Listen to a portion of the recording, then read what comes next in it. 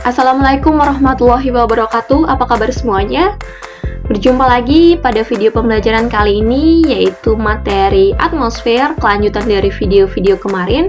Pada kali ini kita akan membahas mengenai unsur cuaca. Sebelumnya, pernahkah kalian merasakan udara yang panas saat berada di suatu tempat, kemudian berubah menjadi dingin? Dan tahukah kalian bahwasanya kondisi tersebut merupakan fenomena cuaca? Apa sih cuaca? Lalu, apa sih bedanya dengan iklim? Jadi gini, cuaca adalah keadaan udara pada saat waktu tertentu di wilayah yang relatif sempit dan dalam jangka waktu yang singkat, umumnya 24 jam. Nah, bila lebih dari 24 jam dikategorikan dalam perakiraan cuaca. Nah, ilmu yang mempelajari tentang cuaca disebut dengan meteorologi. Nah, sedangkan iklim adalah rata-rata keadaan cuaca dalam wilayah yang luas dan dalam jangka waktu yang lama, lebih kurang 30 tahun. Dan ilmu yang mempelajari tentang iklim disebut dengan klimatologi.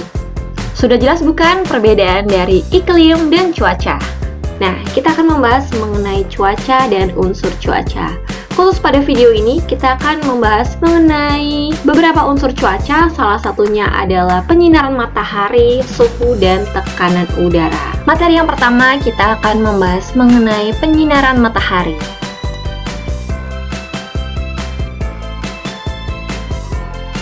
Temperatur di Indonesia dipengaruhi oleh posisi lintang dan keadaan alamnya. Indonesia terletak di sekitar garis ekuator, yaitu 0 derajat lintang utara dan lintang selatan, sehingga Indonesia berada di daerah iklim tropis.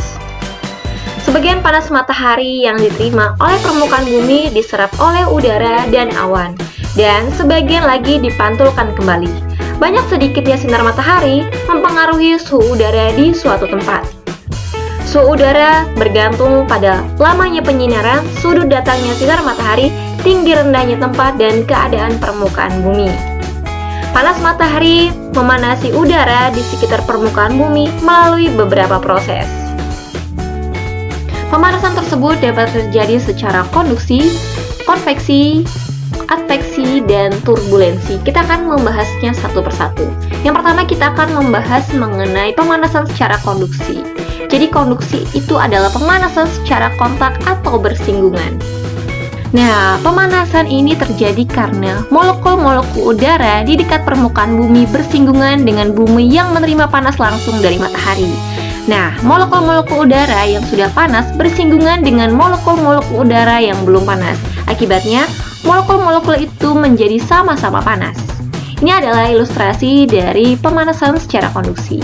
Kemudian yang kedua, secara konveksi. Konveksi adalah pemanasan secara vertikal. Maksudnya begini, penyebaran panas terjadi karena udara panas bergerak secara vertikal. Udara yang panas akan menjadi ringan dan bergerak ke atas, lalu ruang yang ditinggalkannya akan diisi oleh udara yang lebih dingin. Dampaknya, terjadilah pergerakan udara yang menyebabkan angin. Kemudian selanjutnya pemanasan secara adveksi. Adveksi adalah penyebaran panas secara horizontal.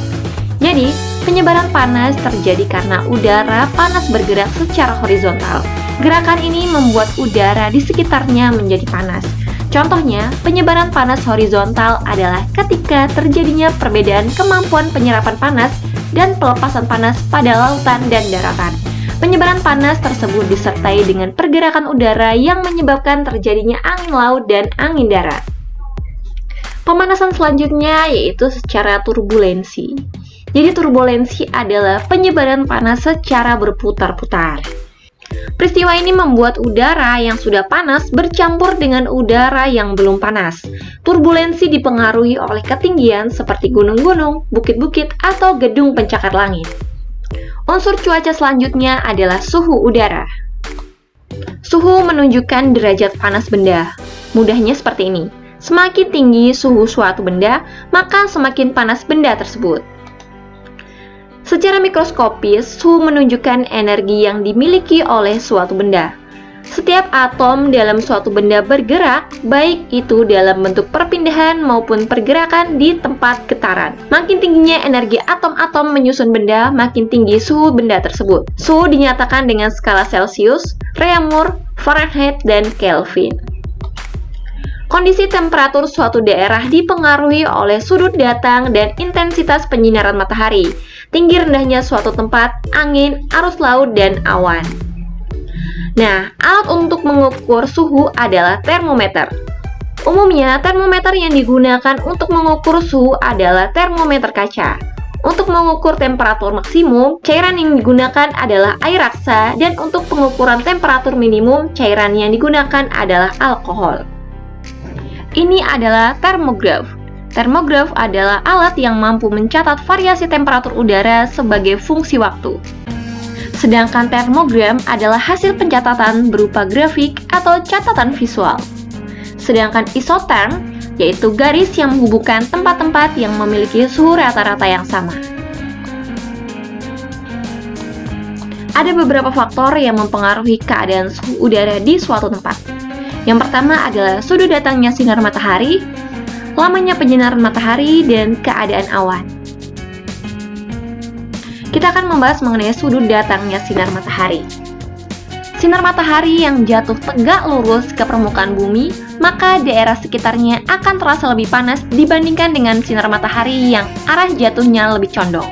Sebagai contoh, pada saat pagi hari, sinar matahari yang jatuh ke permukaan bumi memiliki arah yang condong sehingga suhu udara masih terasa sejuk. Berbeda nih pada siang hari ketika arah sinar matahari tegak lurus jatuh ke bumi, membuat suhu udara terasa terik dan lebih panas. Selanjutnya adalah lamanya penyinaran matahari. Semakin lama matahari menyinari permukaan bumi, suhu udara akan terasa semakin panas. Kemudian, keadaan awan. Semakin banyak awan yang menutupi permukaan bumi, suhu akan terasa lebih sejuk karena sinar matahari terhalang oleh awan. Nah, kemudian unsur cuaca selanjutnya adalah tekanan udara. Tekanan udara adalah berat massa udara yang memiliki tenaga untuk memberikan tekanan pada permukaan bumi dan menggerakkan massa udara dalam satuan luas tertentu. Nah, tekanan udara di setiap tempat tidaklah sama. Makin rendah suatu tempat dari permukaan laut, maka tinggi tekanan udaranya. Tekanan udara di suatu tempat juga dipengaruhi oleh temperatur tempat tersebut. Tekanan udara yang sama pada peta dihubungkan oleh garis yang bernama isobar. Nah, ini adalah alat untuk mencatat tekanan udara yang bernama barograf. Dan ini adalah alat yang digunakan untuk mengukur tekanan udara adalah barometer dengan satuan milibar. Ini adalah barograf. Barograf adalah barometer jenis aneroid. Hasil pencatatan barograf berupa grafik yang disebut dengan barograf. Dan barometer aneroid terdiri dari kotak logam, helium, dan tembaga yang dapat mengembang dan menyusut akibat perubahan tekanan udara. Hasil barogram dapat dipelajari oleh ahli meteorologi untuk menganalisis iklim di daerah tersebut.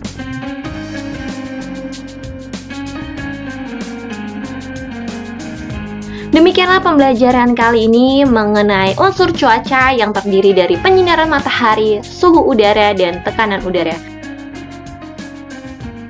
Semoga video ini bermanfaat dan sampai bertemu lagi pada video-video selanjutnya. Terima kasih. Wassalamualaikum warahmatullahi wabarakatuh.